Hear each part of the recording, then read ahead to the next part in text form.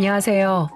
저는 최근에 임신을 해서 회사에 휴직계를 내고 지금 한창 입덧과의 전쟁을 치르고 있는 예비 엄마입니다. 입덧은 보통 사람마다 다 다르다던데 저는 어쩜 이렇게 운 없이 독한 입덧에 걸렸는지 모르겠어요.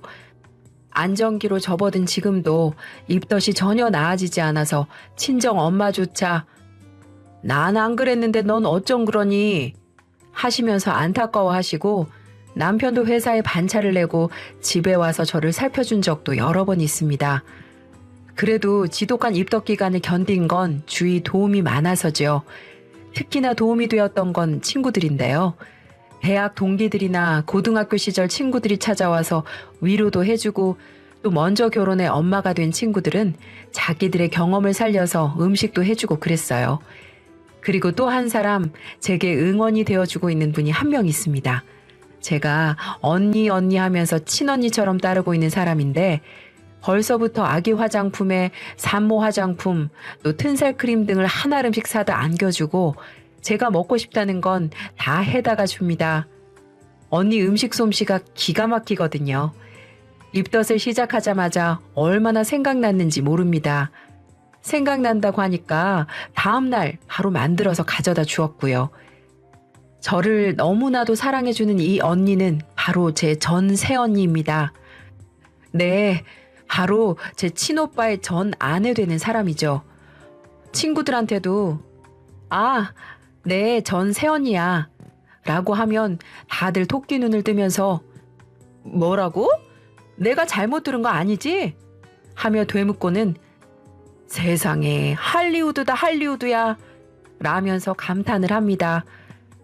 아우 세상이 아무리 변했다고 하지만 너처럼 전 새언니랑 언니 동생 먹고 친자매처럼 지내는 경우도 드물겠다 야. 하긴 저도 따지고 생각해보면 참 신기한 관계예요. 심지어 언니는 저희 엄마하고도 아직도 친하게 지내니까요. 다만 호칭이 어머님에서 이모로 바뀌었을 뿐이죠.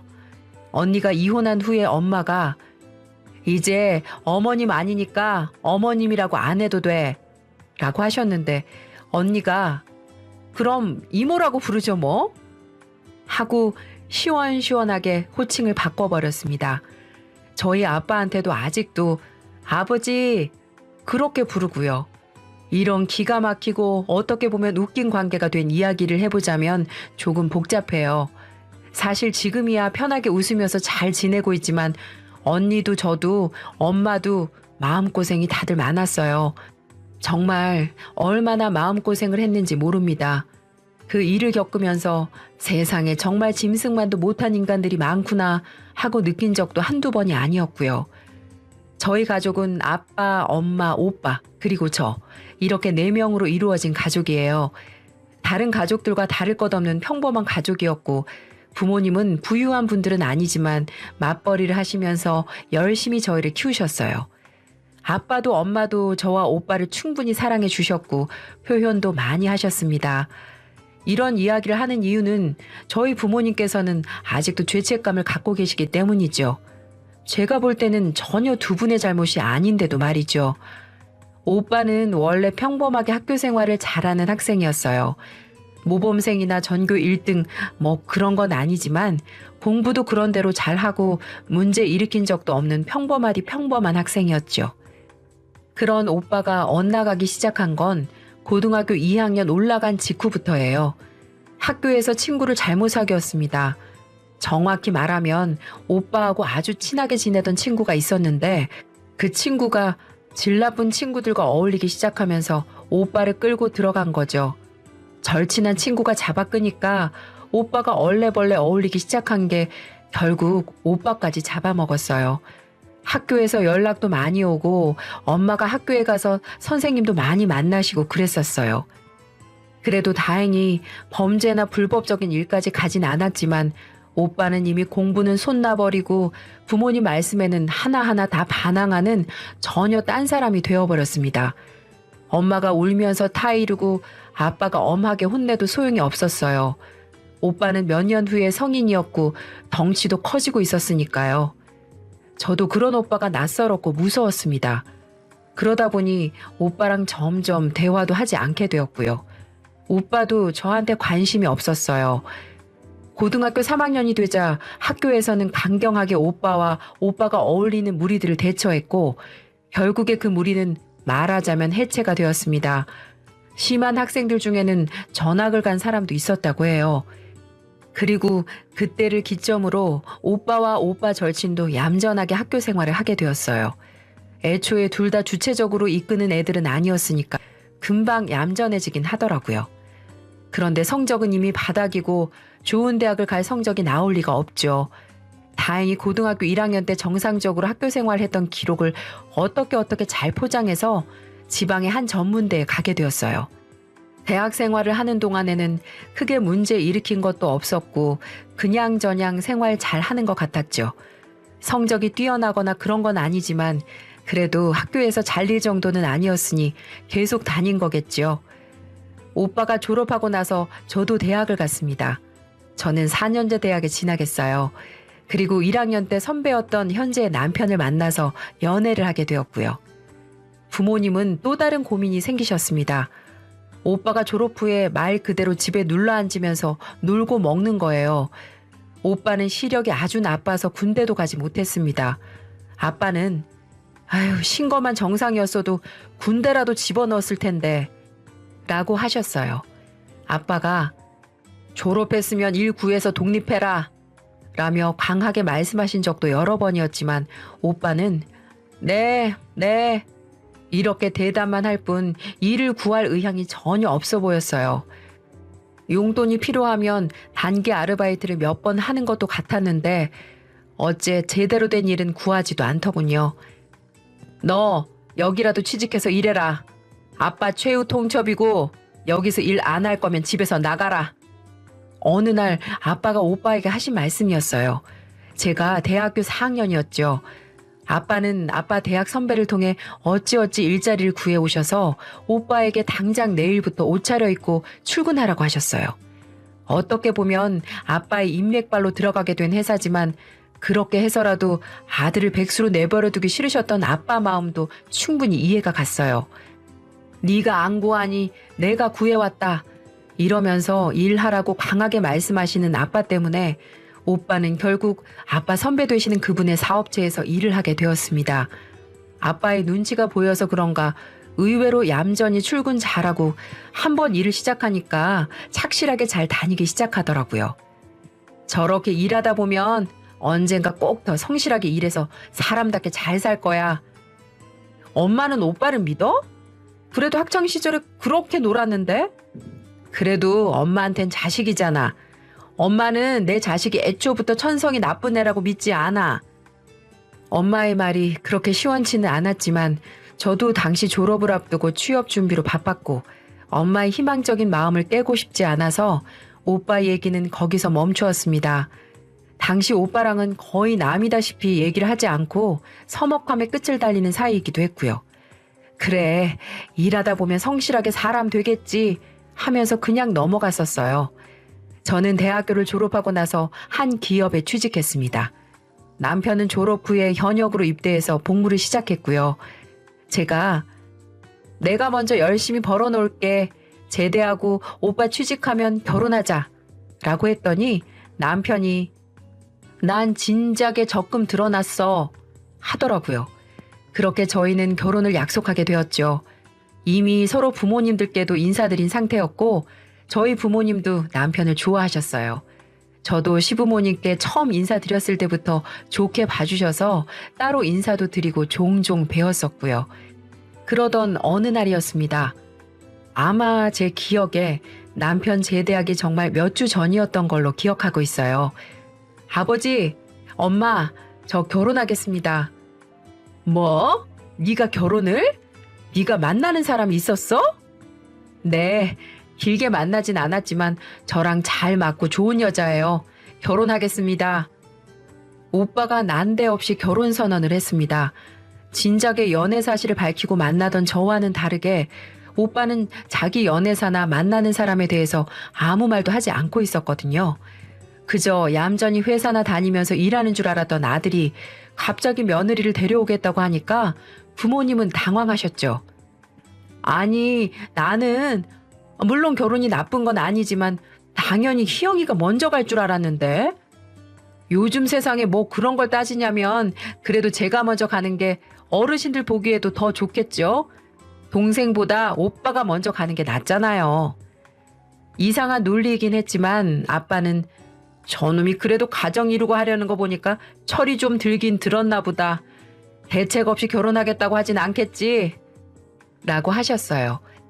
그러면서 상견례 날을 잡으라고 하셨고요. 상견례 필요 없어요. 그냥 저희 집 초대해서 식사하고 인사하면 돼요. 그 친구 부모님이 두 분 다 어릴 때 돌아가셔서요. 엄마는 딱한 표정을 지으시면서 그럼 집으로 날 잡고 데려오라고 하셨어요. 며칠 후에 오빠로부터 문자가 와서 그날 저녁 식사에 예비 새언니가 올 거라고 했습니다. 저는 괜히 긴장이 돼서 퇴근 시간이 다가와도 기분이 썩 가볍지 못했습니다. 집에 가서 엄마 상 차리시는 것부터 도왔어요. 예비 며느리 온다고 갈비찜에 잡채까지 하셨더라고요. 그리고 마침내 도착한 예비 새언니는 저보다 한 살이 많은 사람이었습니다. 첫인상은 동글동글하고 참 순해 보이더군요. 수줍게 저와 엄마 아빠에게 인사한 언니는 목소리도 그렇게 크지 않았고 소위 말하는 못된 새언니의 인상은 전혀 없는 사람이었어요.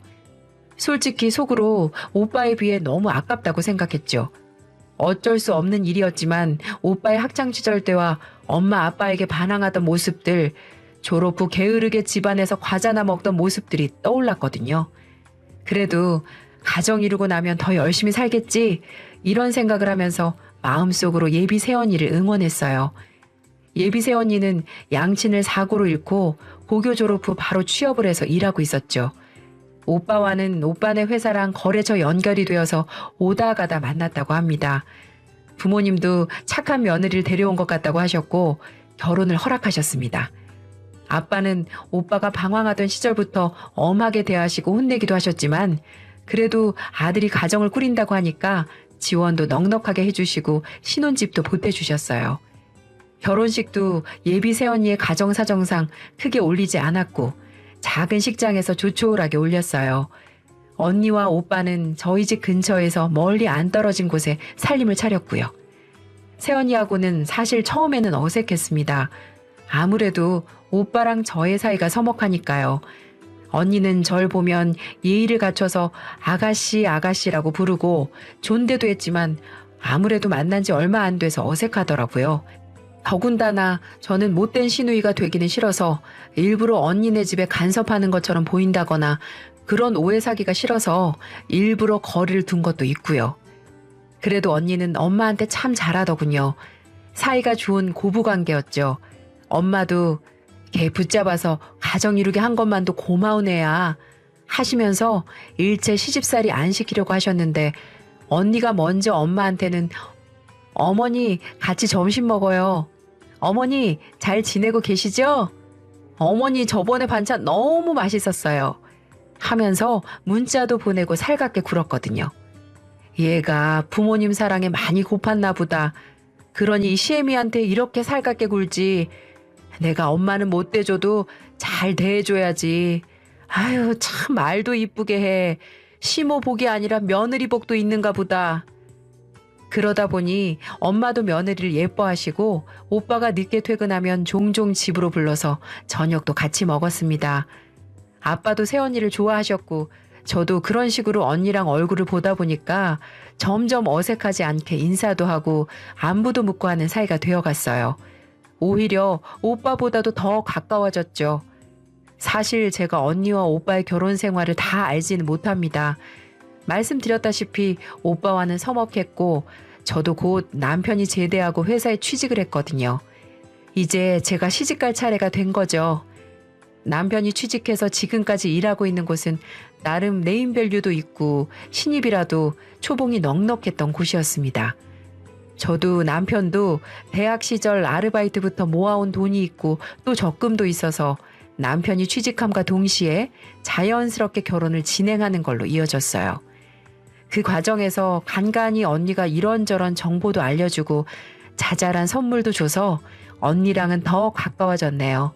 물론 오빠랑은 그대로였고요. 언니는 오빠랑 잘 지내요? 나랑 엄마한테만 너무 자주 연락하는 것 같아. 네, 뭐 잘 지내요. 오빠가 워낙 일을 열심히 해서요.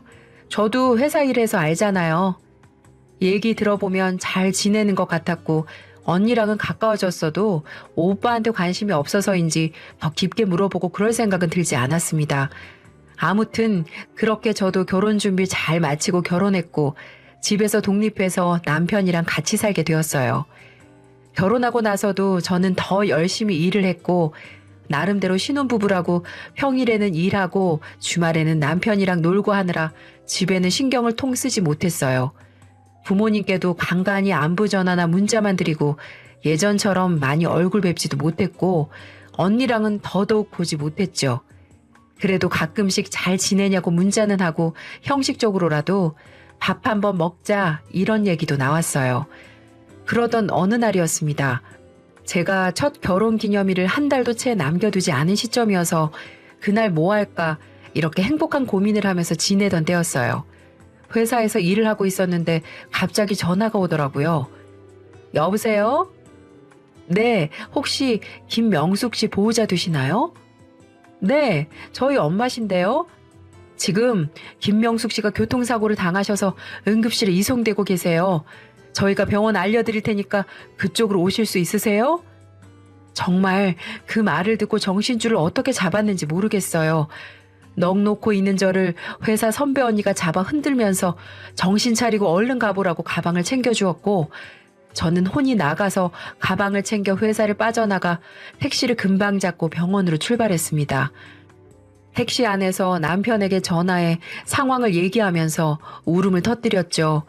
남편은 저를 달래면서 자기도 금방 가겠다고 걱정 말라고 해주고 제 모습을 보신 택시기사님도 아유 어쩌나 이봐요 아가씨 울지 마요. 내가 금방 갈 테니까 정신 단단히 차려야지 하시며 속도를 높여주셨어요. 응급실에 도착하니까 난리통이었습니다. 알고 봤더니 그 대낮에 졸음운전자가 사고를 내서 몇 중 추돌 사고가 나서 환자가 한꺼번에 많이 발생한 모양이었어요. 여기저기 우는 보호자들과 환자들이 있었고 저는 엄마를 찾기 시작했습니다. 피가 모자라요. 수혈이 필요한데 혹시 혈액형이 어떻게 되세요? 간신히 찾은 엄마는 피가 필요했어요. 그러나 저는 엄마에게 피를 줄 수 없었습니다. 엄마는 O형이었고 저는 아빠를 닮아서 A형이었거든요. 오빠도 저와 같았고요. 엉엉 울면서 어떻게 해야 할지 생각하다가 남편에게 전화를 걸었어요. 하지만 남편도 맞지 않더군요. 그러다가 생각난 사람이 바로 새언니였습니다. 언니에게 전화를 걸었더니 한참 후에 받더라고요. 언니는 우는 제 목소리를 듣고 놀라더니 제가 사정을 설명하자 잠시만 기다려달라며 전화를 끊었어요. 조금 뒤에 언니에게 문자가 왔더군요. 내가 O형이에요. 아가씨, 내가 금방 갈게요. 걱정 말고 울지 말고 기다리고 있어요. 라고 말이죠. 정말 그 기다리는 시간이 천년같이 흘러가고 30분이 거의 다 되어서 언니가 도착했어요. 그런데 저는 깜짝 놀랐습니다. 언니가 경찰관의 손에 한쪽 팔을 잡혀서 들어왔거든요. 언니의 옷차림도 온통 검은 옷에 검은 모자까지 쓰고 있었고요. 평소에 언니의 모습과는 전혀 달랐습니다. 언니, 이게 어떻게 된 거예요? 아가씨, 설명은 나중에요. 어머님 어디 계세요? 일단 엄마가 우선이었기 때문에 언니는 의사를 따라갔고 그렇게 급하게 언니의 피를 뽑아서 엄마는 수술방에 들어가셨어요. 남편과 아빠가 도착했을 때 엄마는 수술방을 나오셨고 무사히 수술이 끝났다는 소식을 듣자 저도 언니도 모두 안도하며 눈물을 펑펑 쏟았습니다. 아빠는 저와 언니를 감싸 안아주시면서 수고 많았다. 그리고 우리 세아가 우리 은지 너무 고맙다. 이 은혜 어떻게 갚아야 할지 모르겠어. 라고 하셨어요. 그런데 그 말을 들은 언니가 갑자기 펑펑 울기 시작하더라고요. 아니에요, 아버님. 제가 더 죄송해요. 그리고 그때 경찰이 다가왔습니다. 언니는 아직 침대 위에 누워 있었고요. 여기서 조사를 진행할 수 있는 건 진행할게요. 무슨 조사요? 우리 며느리가 뭘 잘못했습니까? 네, 지금 명예훼손으로 고소를 당하셔서 언니가요? 언니가 왜요? 경찰이 난감한 표정을 지으면서 언니를 바라보더군요. 이걸 말해도 되나 싶은 얼굴이었죠. 언니는 눈물을 흘리다가 제가 말할게요, 선생님. 잠시 나가 계셔 주실 수 있으세요? 라고 물었고 경찰은 알겠다고 하면서 잠시 나갔어요. 아버님, 죄송해요. 뭐가 죄송하니, 은지야? 뭐가 죄송해? 사실 제가 오빠 뒤를 밟았어요. 오빠 몰래요. 스토커처럼요. 뭐? 재영이 뒤를 밟어? 그런데 왜 네가 고소를 당해? 오빠가 바람을 피웠어요. 지난달에 눈치를 채서 열심히 증거를 모았는데 증거가 없어서 결국에 오빠가 그 여자랑 문제한 거 보고 오늘 모텔 간다고 해서 뒤를 따라갔어요. 그런데 제가 모텔 앞에서 오빠가 그 여자랑 키스를 하는데 이성을 놔버려서 그 여자 머리채를 잡고 난리를 피워서 그 여자가 절 고소했어요. 언니의 말에 저도 아빠도 남편도 모두 경악했어요. 언니는 서럽게 엉엉 울면서 자기 핸드폰을 확인해 보라고 거기 증거가 다 있다고 했죠. 저는 급하게 언니 핸드폰을 찾아서 확인했습니다. 정말 가관이더라고요. 당당하게 그 상간녀랑 셀카를 찍고 문자로 온갖 미러를 속삭이고 이딴 인간이 내 오빠라는 걸 믿기 싫을 만큼 더러운 증거들이었습니다. 하지만 가장 화가 나신 건 아빠였어요. 분수에 넘치는 착한 아내 맞았으면 모시고 살아도 모자랄 판에 뭐? 바람을 피워? 이 자식 어딨어? 오빠는 그 여자랑 경찰서에 있어요. 아가씨 전화 받고 제가 경찰분들한테 빌었어요. 어머님만 제발 살리고 오게 해달라고. 피가 저랑 유일하게 맞아서 제가 살려야 한다고요. 이 짐승만도 못한 놈. 지 애미가 죽어가는데 저는 바람난 여자 끼고 경찰서에서 기다리고 있어? 지금 당장 가야겠다. 거기 경찰 선생. 우리 며느리는 내가 데리고 갈 겁니다. 희영이 너는 김서방이랑 엄마 지키고 있어. 아빠, 언니도 아직 쉬어야 되잖아. 그냥 그 자식 보고 오라 그래. 저도 화가 나서 소리쳤고 중간에 끼신 경찰분만 난감해지셨어요. 어쨌든 언니는 지금 고소를 당한 상태니까요. 언니가 회복해야 한다는 걸 참작해서 다행히 며칠은 시간을 벌 수 있었어요. 엄마는 그 사이에 의식을 찾으셨지만 충격을 받으실까봐 일단은 오빠 이야기를 절대 하지 않았습니다.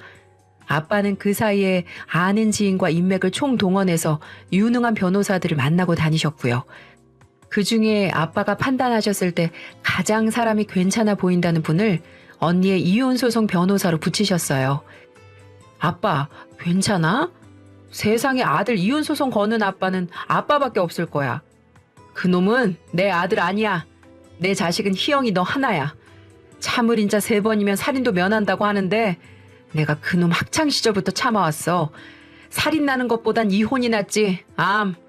어디 감히 그런 착한 아이한테 그래. 위자료도 톡톡히 받아내게 할 거고 상간녀란 여자도 은지 고소하는 거 가만두진 않을 거다. 언니 앞에서는 당당하게 큰 소리 쳤던 것 같던데 저희 아빠를 보니까 오빠고 그 여자고 둘 다 아빠 앞에서는 벌벌 떨더라고요. 역시 오빠한테는 저희 아빠가 가장 무서운 존재였던 것 같네요.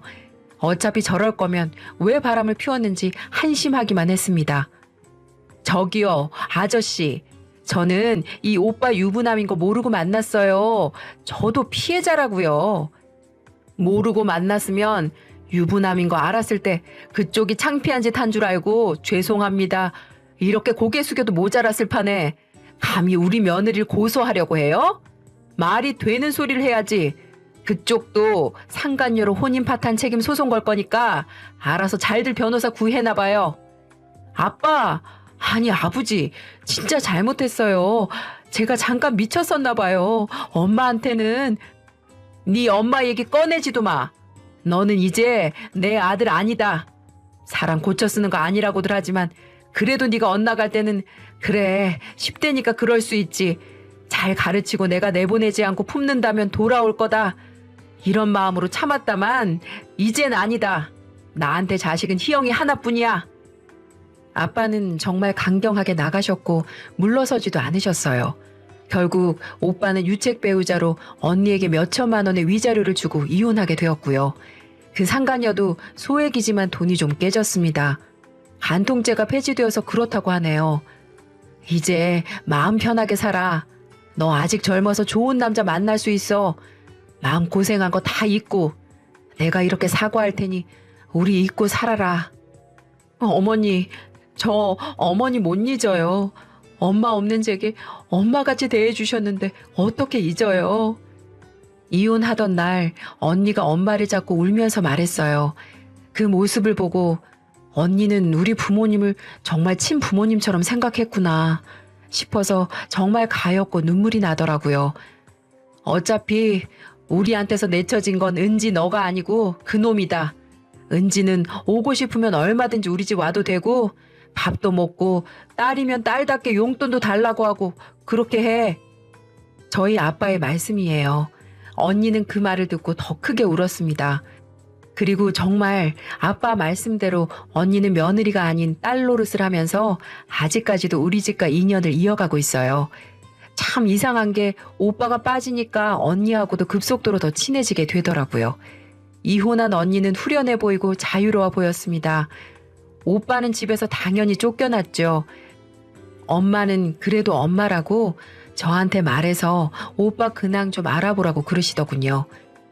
남편한테 부탁해서 수소문을 해봤는데 오빠는 고등학교 동창들이나 대학 동기들의 집들을 다니면서 식객처럼 생활하다가 지금은 지방에 있는 한 공장에서 일하고 있다고 했어요.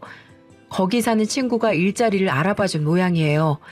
엄마는 에휴 그래도 지 밥벌이는 하고 있다고 하니까 다행이다 라고 하시더군요. 그걸로 끝이었어요.